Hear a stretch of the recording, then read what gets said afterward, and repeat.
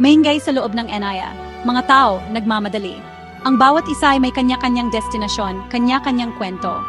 Ang mga bagahe ay naglalakbay kasama ng mga pangarap at pag-asa. Mga bagahe naghahanda sa paglipad. Ang bawat maleta ay punong mga alaala, mga pangarap na nais matupad sa ibang bayan. Sa gitna ng lahat, sina Kim at Paulo, magkatigis. Mga mata, nag-uusap. Sa bawat tingin, may mga salitang hindi na kailangang bigkasin. Kinakabahan ka ba? Tanong ni Paulo, boses malumanay. Ang kanyang mga mata ay puno ng pag-aalala at pagmamahal.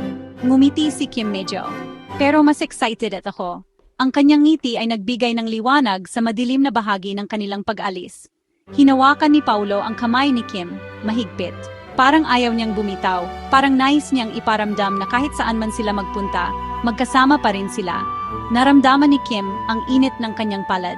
Ang init na nagbibigay ng lakas at tapang sa kanilang bagong simula. Tumingin si Kim sa mga mata ni Paulo. Malalim, punong-puno ng emosyon. Sa bawat titig may pangakong hindi magbabago. At sa isang iglap, naglapat ang kanilang mga labi. Isang halik na puno ng pangako, ng pag-asa at ng pagmamahal. Isang halik na puno ng pangako. Paalam, Pilipinas. Hello, Hollywood.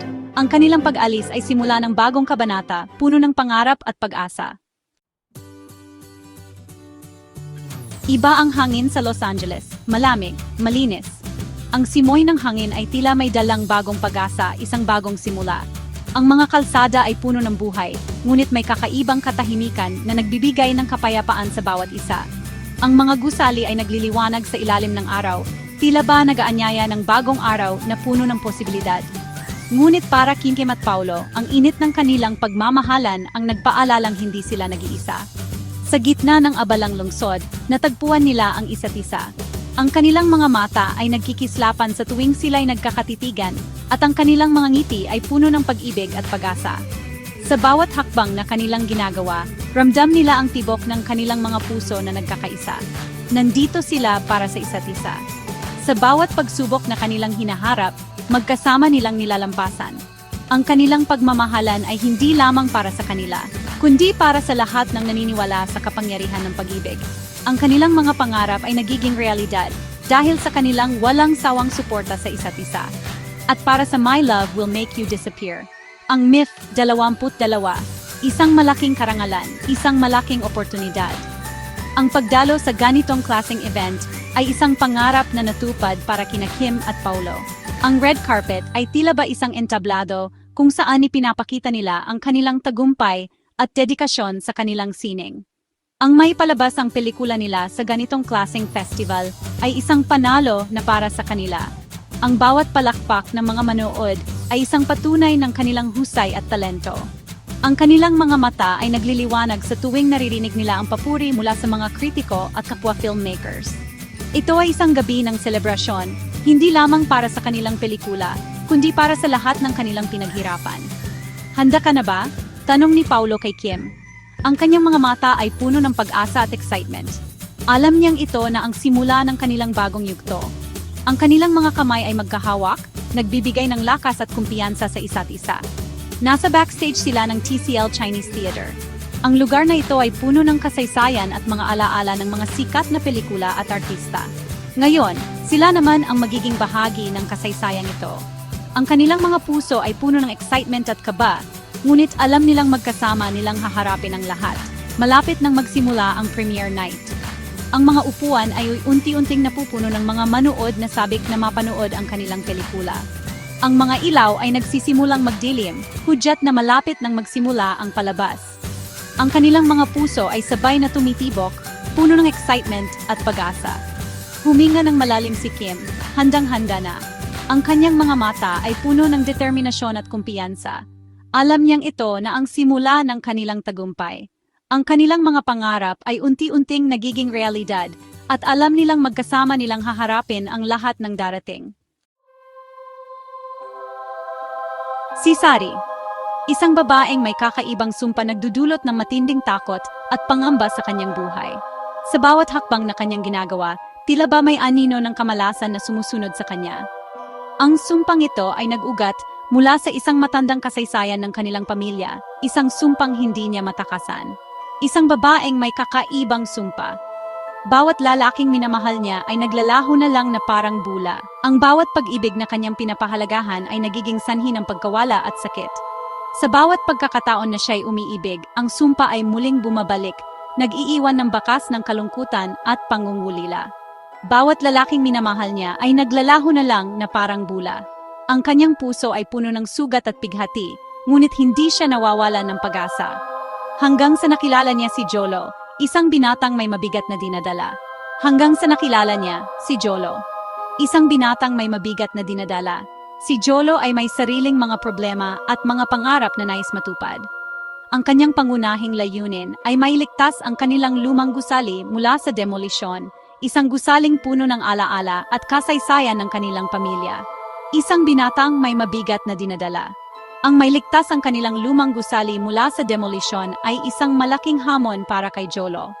Sa kabila ng kanyang mga pagsubok, natagpuan niya ang kanyang sarili na nahuhulog ang loob kay Sari. Sa gitna ng takot at pangamba, unti-unting umusbong ang pag-ibig sa pagitan nila Sari at Jolo. Ang mailigtas ang kanilang lumang gusali mula sa demolisyon. Sa bawat araw na lumilipas, ang kanilang pagmamahalan ay lalong tumitibay. Ngunit, paano kung ang pag-ibig na iyon ang magiging dahilan ng tuluyang pagkawala ni Jolo? Ang sumpa ni Sari ay muling nagbabadya, naglalagay ng panganib sa kanilang relasyon. Sa gitna ng takot at pangamba, unti-unting umusbong ang pag-ibig sa pagitan nila Sari at Jolo. Ngunit paano kung ang pag-ibig na iyon ang magiging dahilan ng tuluyang pagkawala ni Jolo? Ang kanilang pagmamahalan ay sinusubok ng tadhana at ng sumpa na bumabalot kay Sari. Ngunit paano kung ang pag-ibig na iyon ang magiging dahilan ng tuluyang pagkawala ni Jolo? Ang pelikulang ito ay para sa mga naong natatakot magmahal muli, sabi ni Kim sa Q&A pagkatapos ng screening. Para sa mga taong nawala ng pag-asa sa pag-ibig, dahil minsan dagdag ni Paulo, ang pag-ibig mismo ang magtuturo sa atin kung paano mabuhay muli. Para sa mga taong nawala ng pag-asa sa pag-ibig, dahil minsan, dagdag ni Paulo, ang pag-ibig mismo ang magtuturo sa atin kung paano mabuhay muli. Ang sumpa ng pag-ibig ay isang pelikulang puno ng emosyon, pag-asa, at pagmamahal. Isang kwento ng dalawang taong nagmahalan sa kabila ng mga pagsubok at sumpa na kanilang hinarap. Isang kwento na magpapaalala sa atin na ang tunay na pag-ibig ay hindi sumusuko kahit gaano pa kahirap ang daan. Mula Los Angeles, tutuloy ang promotor ni Kim at Paulo sa Pilipinas. Manila, Cebu, Davao. Pupuntahan nila ang mga tagahanga sa iba't ibang sulok ng bansa. Ibabahagi nila ang kwento ng pag-ibig na kayang labanan ng lahat, kahit ang sampa. Excited akong ipakita kay Mama ang pelikula. Sabi ni Kim, mata niya ay kumikislap. Alam kong matutuwa siya. At excited akong makita ang Cebu, sagot ni Paulo. Ipapasyal mo ba ako? Ngumiti si Kim, oo naman. Basta ba ililibre mo ako ng dried mangoes? Ang pagsasama ni Kim at Paulo sa pelikula ay hindi lang propesyonal. May respeto, may pangunawa, may tunay na pagkaibigan. At marahil, mayroon ding kaunting kilig. Si Kim, napakagaan katrabaho, kwento ni Paulo sa isang interview. Palagi siyang nakangiti, palagi siyang positibo, nahahawa ka sa energy niya. Si Paulo naman, napakagaling na artista, sabi ni Kim. Marami akong natutunan sa kanya, at napakagaan din siyang kasama. Palagi kaming nagtatawanan sa set.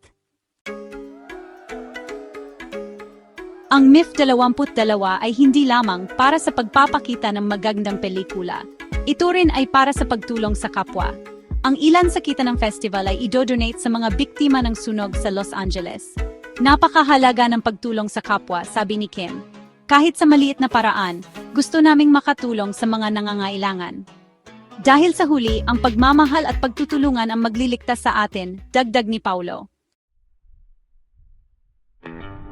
Ang My Love Will Make You Disappear ay sa direksyon ni Chad Vidanes. Ang kwento ay mula sa panulat ni Patrick Valencia at Isabella Policarpio. Isang grupo ng mga batang filmmakers na puno ng passion at dedikasyon. Gusto naming gumawa ng pelikulang magpapatawa, magpapayak at magpapatibok muli ng puso ng mga manood, sabi ni Direk Chad. Isang pelikulang magpapaalala sa atin na ang pag-ibig ay laging nandiyan, kahit sa ang sulok ng mundo ka pa mapadpad. My Love Will Make You Disappear.